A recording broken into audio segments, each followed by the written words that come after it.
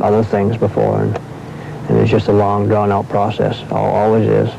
Do you think that Darlene will get over what she went through? She's permanently scarred for life, inwardly and outwardly. Mr. Attorney General, can you guarantee me that you can stop the people in the Northeast Kingdom Community Church from beating their children black and blue?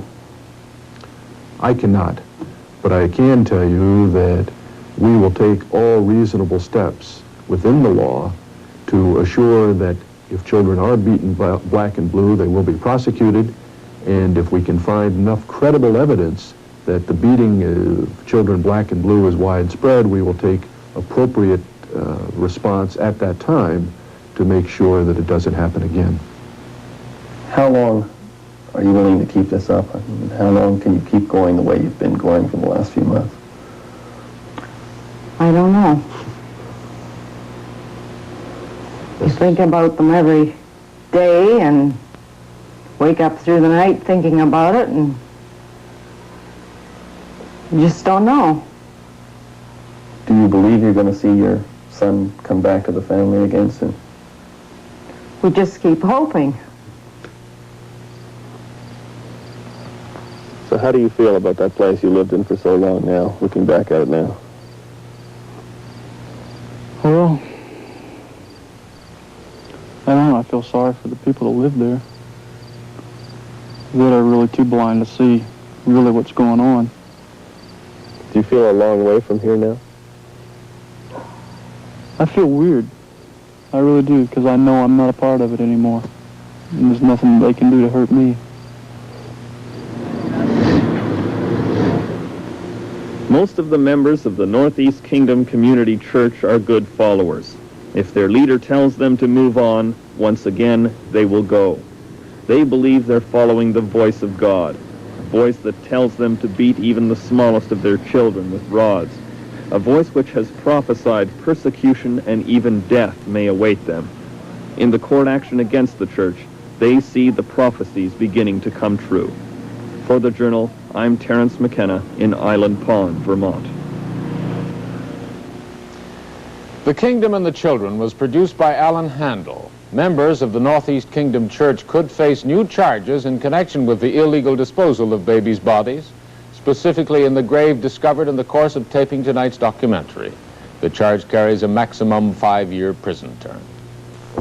I think I'm going to bring her out. Tonight, the story of a father's race to reclaim his 4-year-old daughter from a cult accused of child beating. Scotia, triggered by last week's Journal documentary.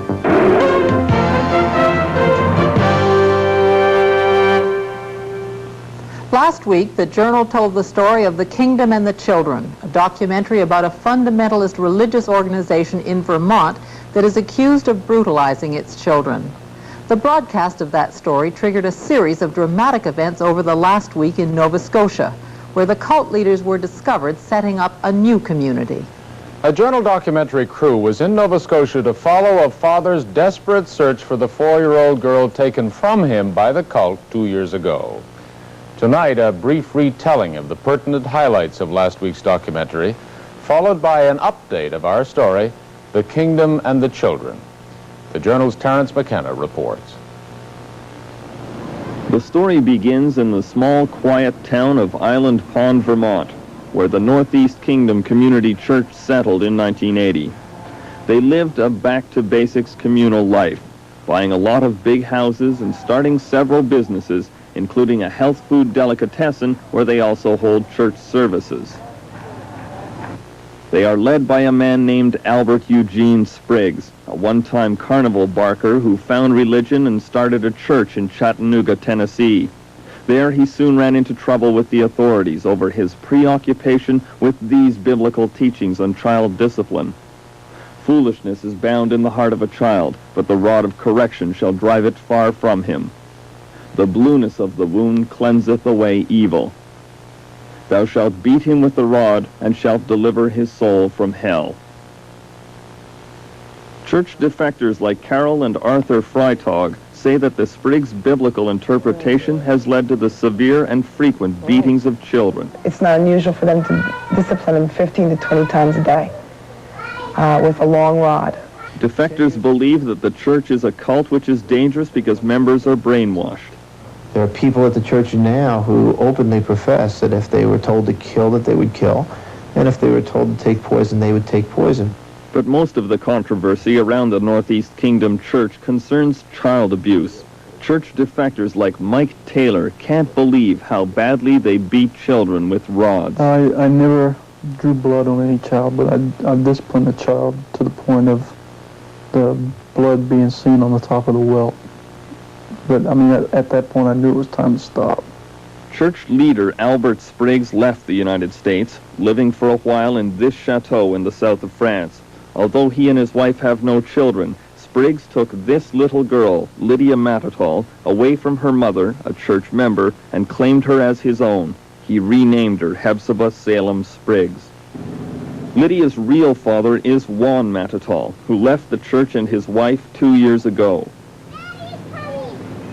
Juan Matatall fought the church and his wife in court for custody of his 5 children. He won, but by the time he was reunited with his children, his youngest daughter Lydia had already left the country with Albert Spriggs.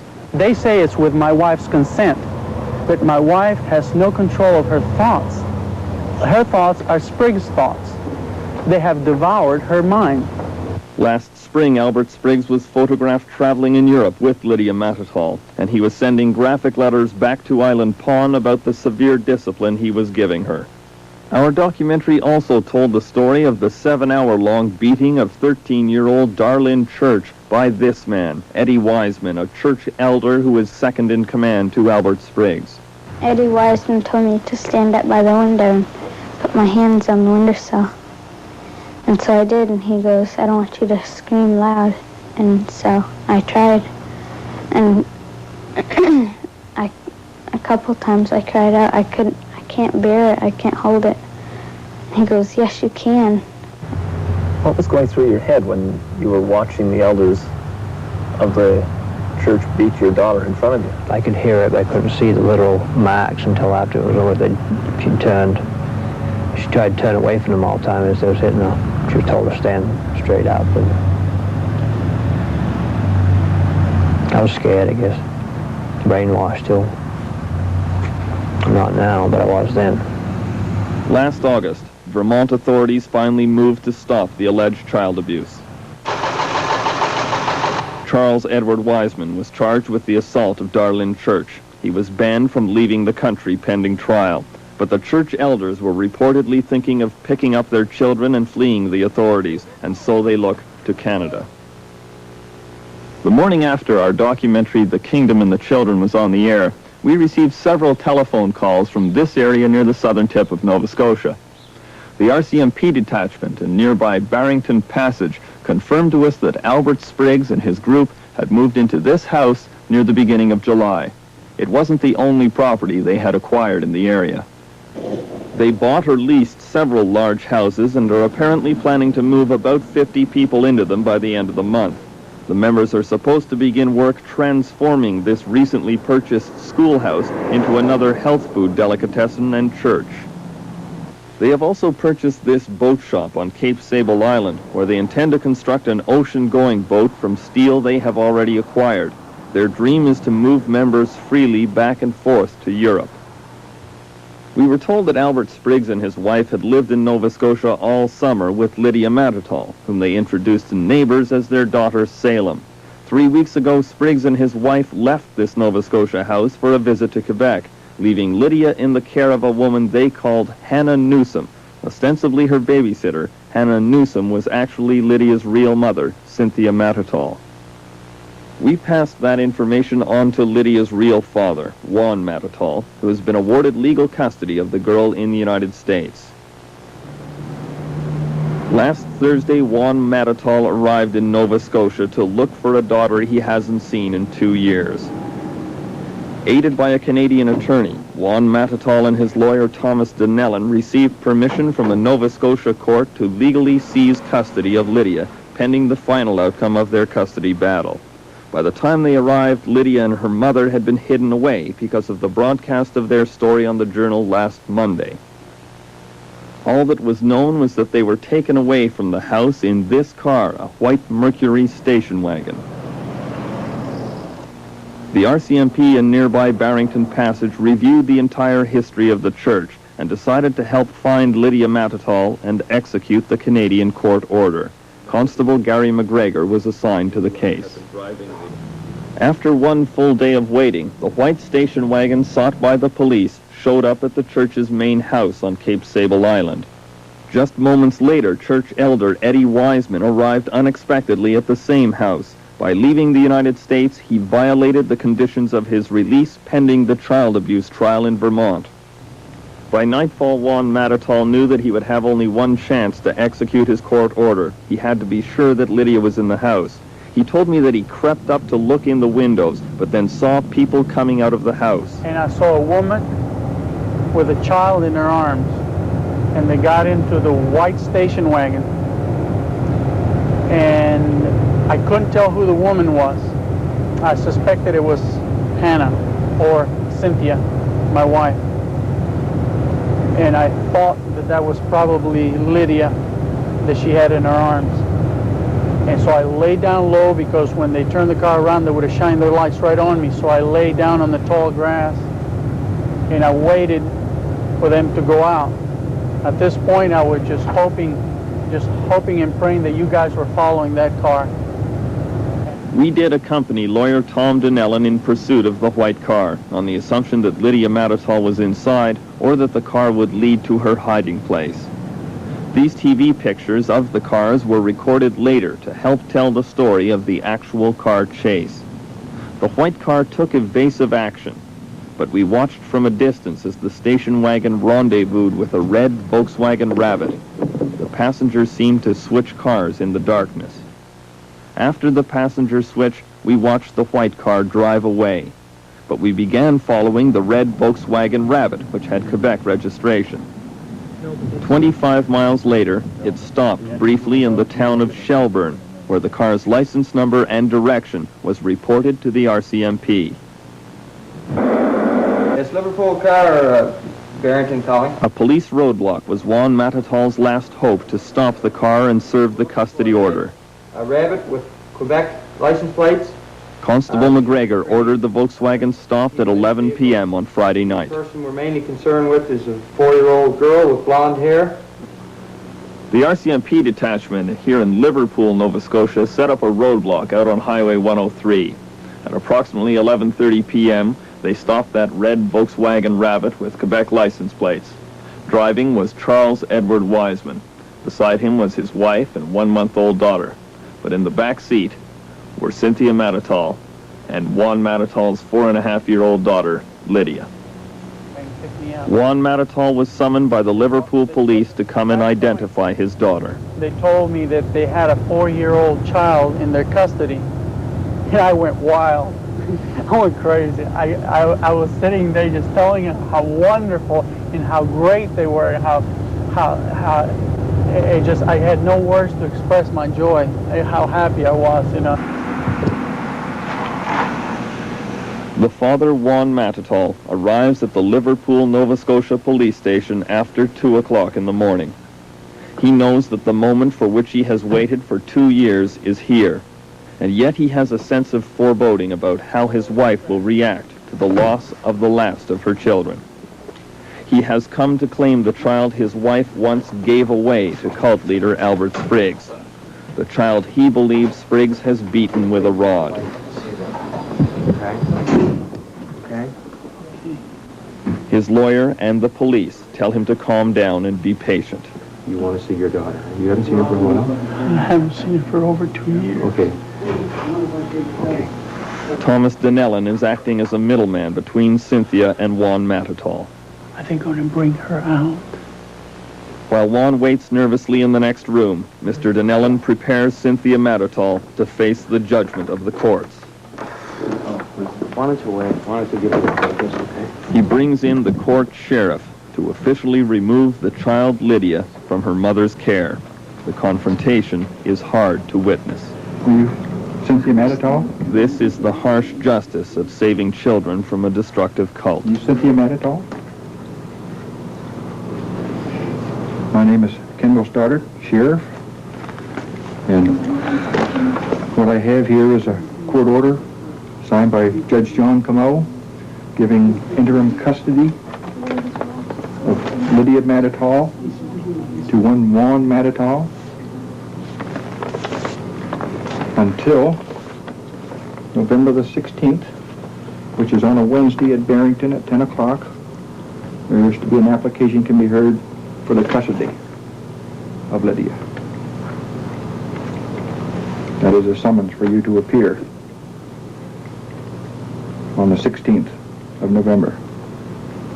And the matter to be discussed is the custody of Lydia. You understand that?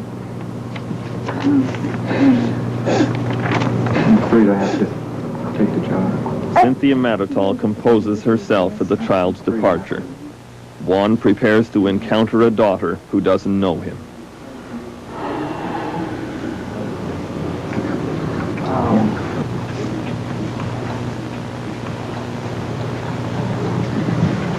The tension builds as Lydia begins her journey back to a past she does not recall.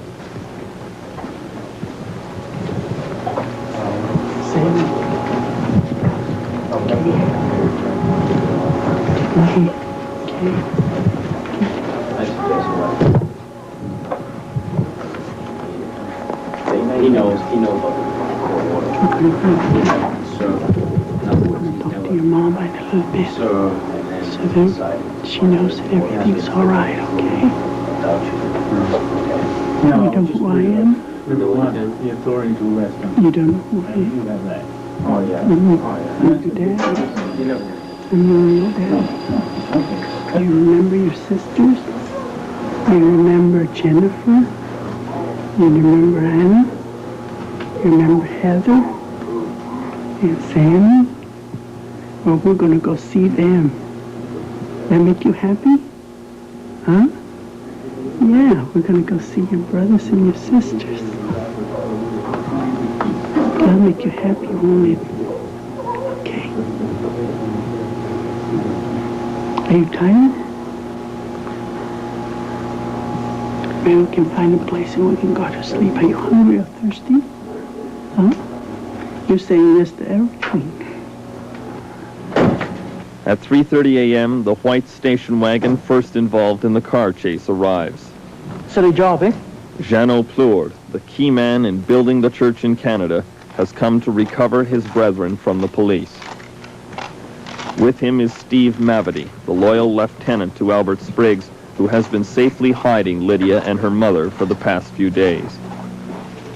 They have come to pick up the pieces. Thomas Donnellan has had a hard night. He had come to Canada only to champion the cause of his client, Juan Matatal, but compassion also drew him to the side of a mother about to lose a child. Well, there's a certain feeling of emptiness, in a sense of having to do that. The child was not ripped from her arms, as you know, and I had arranged to speak with her first so that she would not be any more horrified by the event than was necessary.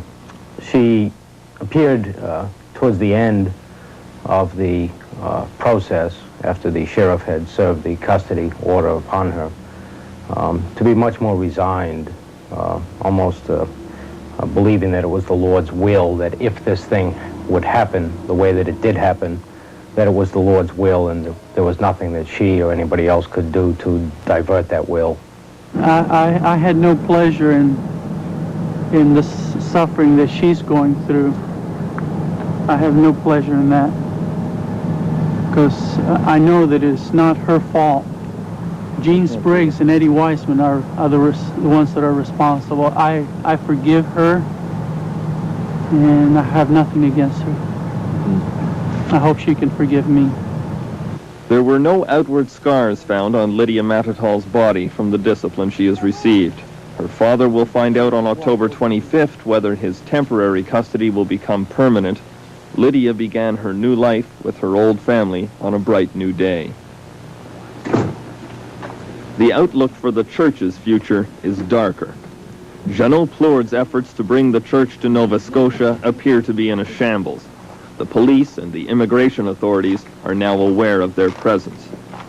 The Lieutenant Steve Mavety must report to Albert Spriggs that the Apostle's chosen child has been lost. Cynthia Matatall re-enters the church world without any of her children to comfort her. Eddie Wiseman now faces immediate imprisonment should he return to Vermont after his illegal trip to this country. The church elders must now pull back and perhaps look for a new place to hide. For the Journal, I'm Terence McKenna in Liverpool, Nova Scotia. The Kingdom and the Children was produced by Alan Handel. We'll be back after this.